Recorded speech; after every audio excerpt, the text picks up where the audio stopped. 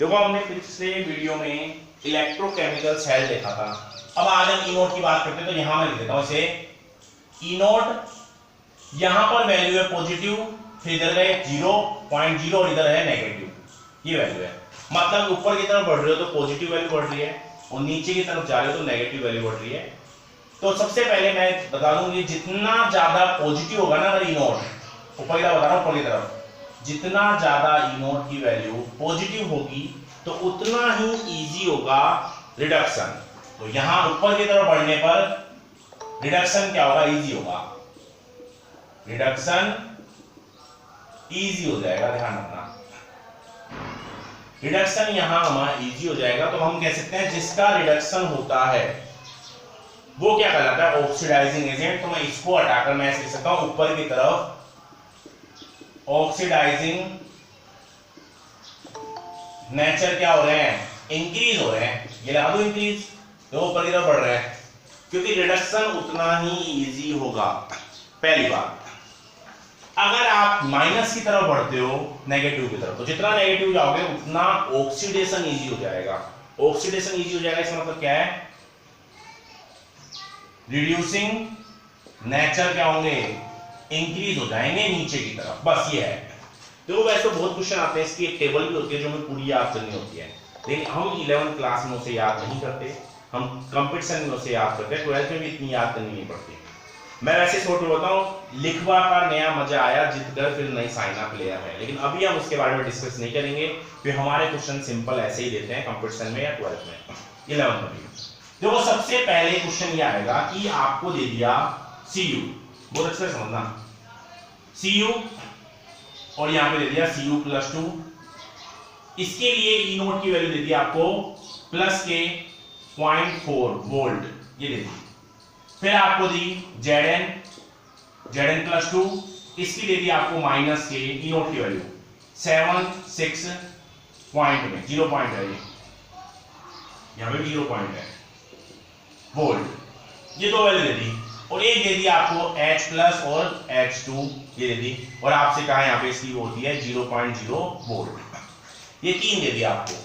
और अब आपसे कहा कि किसका रिडक्शन इजी होगा और किसका ऑक्सीडेशन इजी होगा, या आपसे पूछा write the increasing order of oxidising nature. Oxidising nature का मतलब है जिसका रिडक्शन हो रहा है, जिसका क्या हो रहा है, रिडक्शन। ध्यान रखना, जिसका रिडक्शन हो रहा है वो हमारा ऑक्सीडाइजिंग एजेंट है। तो अब हम देखते हैं इसको। तो सबसे पहली बात आती है कि ऑक्सीडाइजिंग नेचर क्या होगा, जिसका नेगेटिव में पॉजिटिव में सबसे ज्यादा है। देखो तो ये है, तो यहां ऑर्डर क्या होगा, सबसे ज्यादा है Cu, फिर है H, यानी ऐसे लिख दो आप Cu और Cu+2, और फिर है H2 और H+ जो भी है, और फिर है Zn और Zn+2। कोई डाउट है क्या इसमें? ये हो गया हमारा ऑक्सीडाइजिंग नेचर। तो हमें सिर्फ ये याद करना है, तो ऑक्सीडाइजिंग नेचर हमें पता लग गया। इसी तरह से हमें रिड्यूसिंग नेचर पूछेगा तो इसका सबसे ज्यादा होगा रिड्यूसिंग नेचर, फिर सबसे इजीली ये ऑक्सीडेट होगा तो इसका रिड्यूसिंग नेचर सबसे ज्यादा होगा।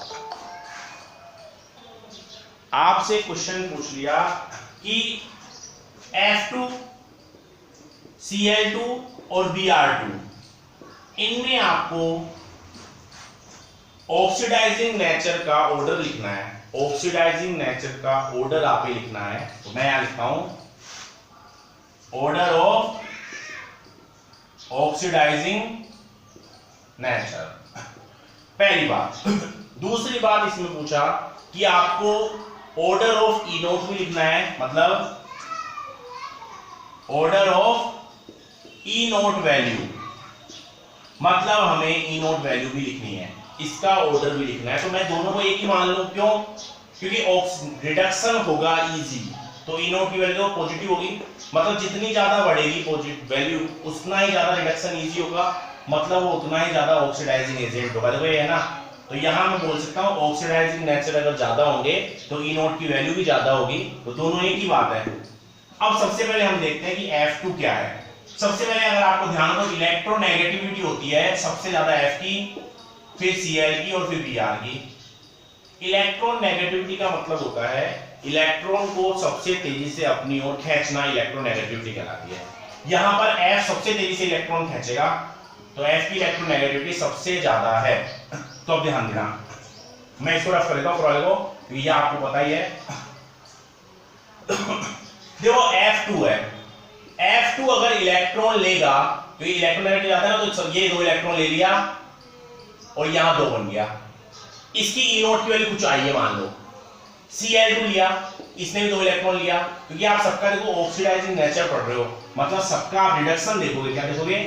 रिडक्शन। रिडक्शन क्या होता है? इलेक्ट्रॉन को गेन करना या फिर हाई टू लो, 0 से लो हो रहा है, इसका करो 2Cl-, इसके लिए भी ई नोट की वैल्यू है कुछ, मान लो ये F2 है, ई नोट की वैल्यू ये है Cl2 F ई नोट की वैल्यू, फिर है Br2, इसके भी 2 इलेक्ट्रॉन लिया और इसने भी 2 Br-, इसके लिए भी ई नोट की वैल्यू ये है Br2।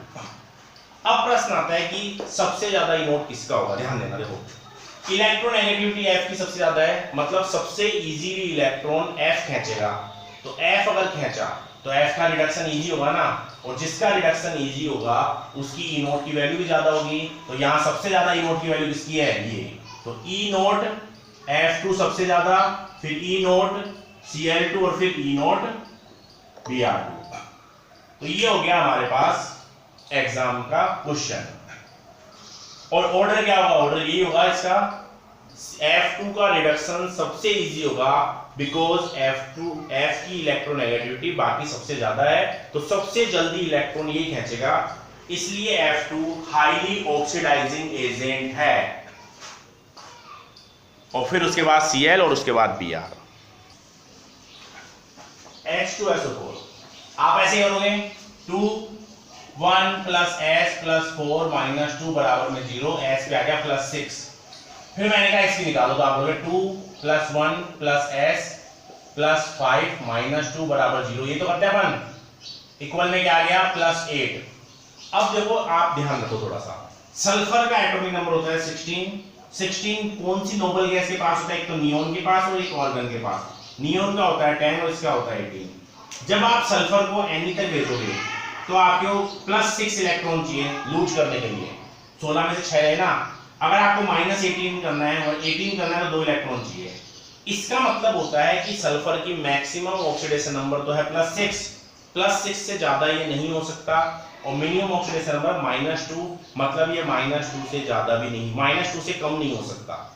यहाँ +6 है, चलो ठीक है तो, लेकिन यहाँ +1 आ गई, क्या +6 से ज्यादा हो सकता है? क्या नहीं हो सकता, इसलिए रॉन्ग है।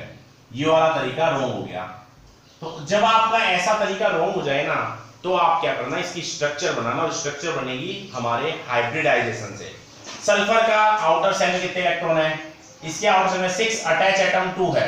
ऑक्सीजन नॉट काउंट, हाइब्रिडाइजेशन का देखना वीडियो आप लोग, 4 पे क्या आ गया? sp3। sp3 ऐसा होता है, ये तो होता है sp3। सल्फर पर आता है पॉजिटिव, पॉजिटिव तो है, और ऑक्सीजन पे आता है नेगेटिव, इसलिए सल्फर से ऑक्सीजन ही ऐड होगा। तो O O O और O, 4 ऑक्सीजन ऐड कर दिए, लेकिन आपके यहाँ 5 है ना ऑक्सीजन, और आपको sp3 स्ट्रक्चर भी चाहिए, इसलिए आप यहां तो लगा नहीं सकते ऑक्सीजन, क्योंकि sp3 स्ट्रक्चर ऐसी होती है ये, तो ये तो लगेगा नहीं। तो अब आप क्या करोगे, एक ऑक्सीजन किसी भी ऊपर लगा दो, ये लगा दिया, देखो लगा दिया। अब बैलेंस ही कंप्लीट करो, तो एक H तो यहां लगाना है और एक H कहीं भी लगा दो, यहां लगा दिया। ऑक्सीजन की वैलेंसी 2 होती है तो 2 कर दो, ये हो गई इसकी स्ट्रक्चर।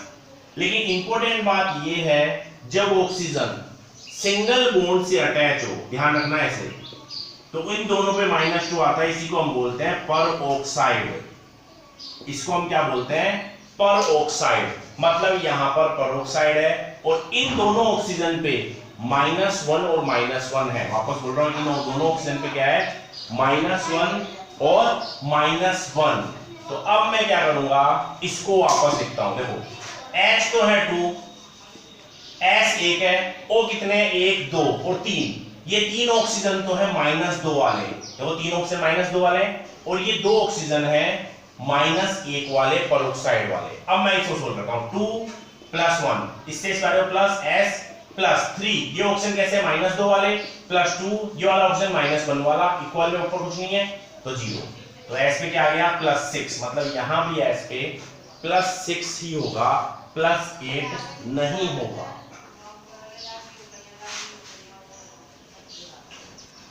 तो हमें एग्जाम में ऐसा मिलेगा